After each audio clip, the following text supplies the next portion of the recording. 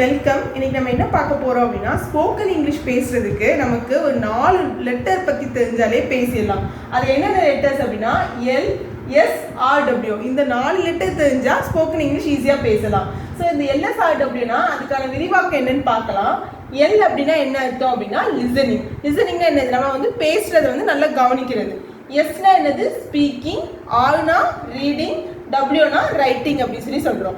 So listening அப்படின்னா என்ன அப்படின்னா நம்மளோட மதர் லாங்குவேஜ் நீங்கள் எடுத்துக்கோங்களேன். இப்போ நம்ம தமிழ் பேசுகிறோம் அப்படின்னா அந்த தமிழ் லாங்குவேஜ் நம்ம எப்படி கற்றுக்கிட்டோம்? நமக்கு சின்ன வயசில் நம்ம இருக்கும் போதே நம்ம அம்மா அப்பா நம்மளை சுற்றி உள்ளவங்களாம் நம்ம லாங்குவேஜ் பேசும்போது அதை நம்ம என்ன பண்ண ஆரம்பித்தோம் அப்படின்னா கொஞ்சம் கொஞ்சமாக அந்த லாங்குவேஜை கவனிக்க ஆரம்பிச்சு நம்ம என்ன பண்ணோம்? அந்த லாங்குவேஜ் நம்மளோட மதர் டங்கை கற்றுக்கிட்டோம். அதே மாதிரி தான் இங்கிலீஷில் எந்த லாங்குவேஜ் நீங்கள் எடுத்துக்கிட்டாலும் அதை நம்ம நல்லா லிசன் பண்ணிக்கிட்டே இருந்தோம் அப்படின்னா ஆட்டோமேட்டிக்காக நம்ம என்ன செஞ்ச ஆரம்பிச்சலாம் அப்படின்னா அந்த லாங்குவேஜாக வந்து பேச ஆரம்பிச்சலாம். ஸோ லிசனிங் இருந்தாலே என்ன வந்துடும் நமக்கு அப்படின்னா ஸ்பீக்கிங்கும் ஆட்டோமேட்டிக்காக வந்துடும்.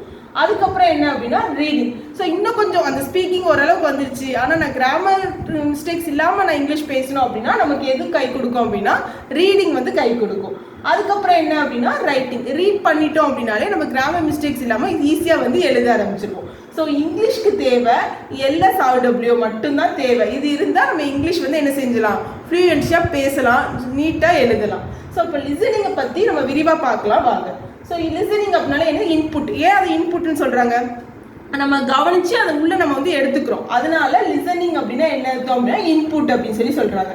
அது என்ன பண்ணுறாங்க அப்படின்னா நம்ம என்ன பண்ணுறோம்? ரொம்ப ஒருத்தங்க பேசுகிற ஒரு லாங்குவேஜை ரொம்ப ஆக்டிவாக கவனித்து பார்க்குறோம். அதனால தான் ஆக்டிவ்லி அண்டர்ஸ்டாண்டிங் ஸ்போக்கன் லாங்குவேஜ். ரொம்ப ஆக்டிவாக ஒரு லாங்குவேஜ் கவனிக்கும். இங்கிலீஷில் எந்த ஒரு லாங்குவேஜுமே நம்ம ஆக்டிவாக கவனிக்கும் போது நமக்கு அது வந்து என்னது? அதை வந்து நம்ம வந்து புரிஞ்சுக்கிறோம். அப்படிங்கும்போது நம்ம அவங்களோட அட்டென்ஷன் நம்ம வந்து என்ன பண்ணோம்? பார்க்க ஆரம்பிக்கிறோம்.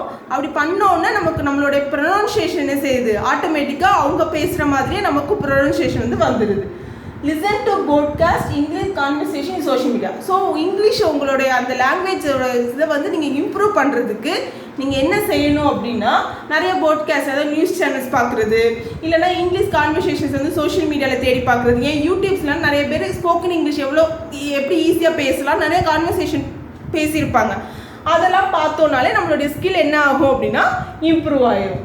அதுக்கப்புறம் ஸ்பீக்கிங் பற்றி நம்ம விரிவாக பார்க்கலாம். ஸோ ஸ்பீக்கிங் அப்படின்னா என்னது? அது அவுட்புட் அப்படின்னு சொல்லி சொல்கிறாங்க. எதுக்காக அப்படின்னு சொன்னால் அதை வந்து என்ன பண்ணுறோம்? நம்ம லிசனிங்கிறத உள் வாங்கிட்டு அந்த ஸ்பீக்கிங் அப்படிங்கிறத வந்து நம்ம வெளியே எடுத்துகிட்டு போகிறோம், வெளியே பேசுகிறோம்.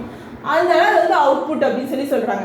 ஸோ அந்த லாங்குவேஜ் நம்ம எப்படி பேசுகிறோம் அப்படின்னா நம்மளோட வோக்கல் கார்ட்ஸ்லேருந்து, தொண்டையிலேருந்து நமக்கு வெளியே வருது. ஸோ வோக்கல் கார்ட் ஹெல்ப் மூலமாக, நம்மளோட நாக்கு மூலமாக, நம்மளோட லிப்ஸ் மூலமாக நம்ம என்ன பேசணும்னு நினைக்கிறோமோ அந்த இன்ஃபர்மேஷனை வெளிப்படுத்துறதுனால அதை என்ன சொல்கிறாங்க அப்படின்னா இந்த வோக்கல் கார்ட்ஸ் மூலமாக நம்ம பேசுகிறோம் அப்படின்னு சொல்லி சொல்கிறாங்க.